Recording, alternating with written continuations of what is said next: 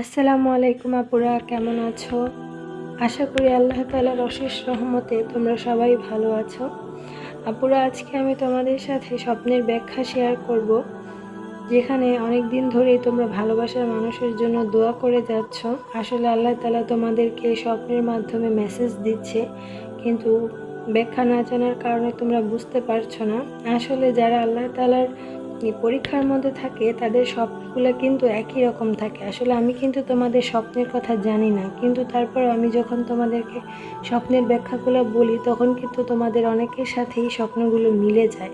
এটা কিভাবে হয়? এটা আসলে আল্লাহ তাআলাই সবাইকে সেম ধরনের স্বপ্নই দেখান, হয়তো কারোটা একটু একটু ডিফারেন্ট থাকে, কিন্তু বেশিরভাগই একই ধরনের হয়। তো আশা করি তোমরা আমার কথাগুলো শুনবে।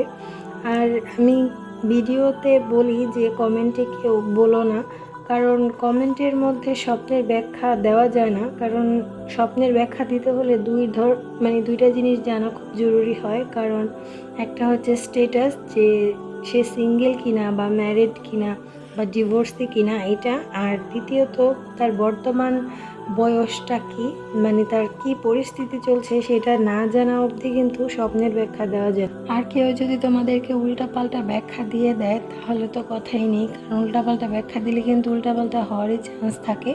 সেই জন্য আমি তোমাদেরকে না করি যে কেউ কমেন্টে বলো না। তোমরা তোমাদের স্বপ্নের যে ব্যাখ্যাগুলো আছে সেটা একটু ধৈর্য ধরে ভিডিওর মাধ্যমে জেনে নিতে পারবে, কারণ আল্লাহ তাআলা যদি চান তাহলে একদিন তোমাদের স্বপ্নের ব্যাখ্যাটাও আমার এই চ্যানেলের মাধ্যমে তোমরা জানতে পারবে। তো আর কথা না বলে আমরা স্বপ্নের ব্যাখ্যা শুরু করি। প্রথমে যে স্বপ্নটা হলো সে আপুদের জন্য যারা ভালোবাসার মানুষটিকে চাইছে। কোনো আপু যদি নিজেকে বউ সাজে দেখে, এরকম না যে তোমার বিয়ে হচ্ছে কিন্তু তুমি নিজেকে বউ সাজে দেখলে এবং তোমার যে পছন্দের মানুষটা তাকে বর সাজে দেখলে, কিন্তু তোমাদের যে পোশাকটা আছে সেটা অনেক জরুরি। কারণ ওইখানে যদি তুমি নিজেকে লাল পোশাকে অথবা গোলাপি আর নয়তো সবুজ, এই তিনটার একটা যে কোনো একটা পোশাকে দেখতে পাও, এবং তোমার যে জুতাটা আছে সেটাও সেম কালারেরই হয়, আর তোমার যে পছন্দের মানুষটা আছে তার পরনে যদি সাদা কালার শার্ট বা হলুদ কালার শার্ট বা নীল প্যান্ট বা সাদা প্যান্ট এই ধরনের কোনো কালার হয়ে থাকে, তাহলে বুঝতে হবে এটা একটা তোমাদের বিয়ে হওয়ার নিশানি। আর এর মধ্যে যদি তোমরা একজন আরেকজনের হাত ধরো এবং হাত ধরে চলো, বা সেটা ছেলের বাড়িতে, ছেলে যদি তোমাকে হাত ধরে তার বাড়িতে নিয়ে যায়, সেটা তার বাড়ি হতে পারে অথবা তার নানার বাড়ি হতে পারে।